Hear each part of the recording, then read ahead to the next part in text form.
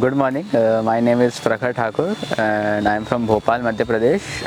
As myself is a B.Tech aerospace student, I completed my B.Tech recently this year, and I think I also been building some drones during my college years, and I also had some experience in flying back then, but after 2 years I think some touch was lost during during the lockdown. So after completing my degree, I thought of looking some job opportunity regarding drones and different industries which are growing in India regarding drones.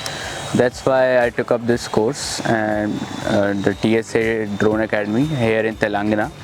So basically, the first day they taught us the theory, the rules and regulations, theoretical, on which basis the drone should be flown, and what are the main amendments and rules that should be followed while flying, or regarding the safety of the drone and the drone pilot and other environment surrounding the drone.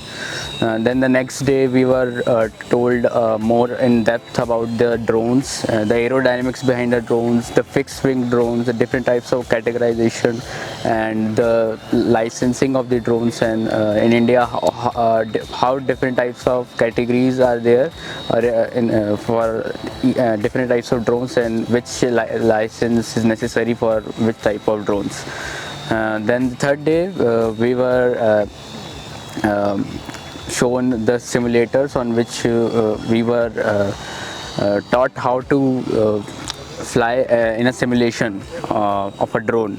Basically, it's on a simulator which creates a virtual environment in which we can fly a drone, and also it is basically a similar type of environment like we fly in the real world, but only if we can fly a little bit more efficiently, like if some kind of damage or failure has been done during the crash.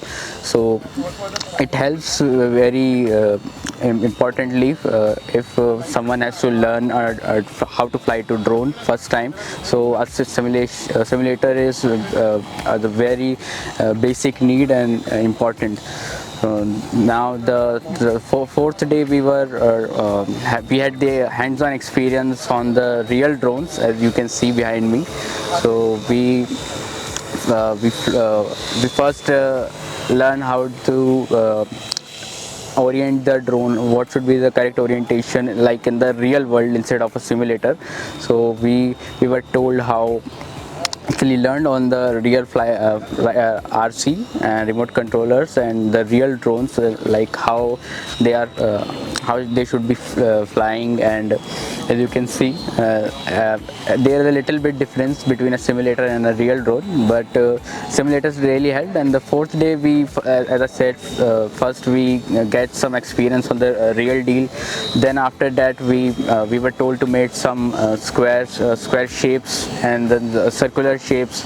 And now on the last day we have to make a figure 8 type of shape, like a 8 number digit, which is a little bit difficult, but after the fourth day I believe it is much easier to make the shape with the drones. Thank you.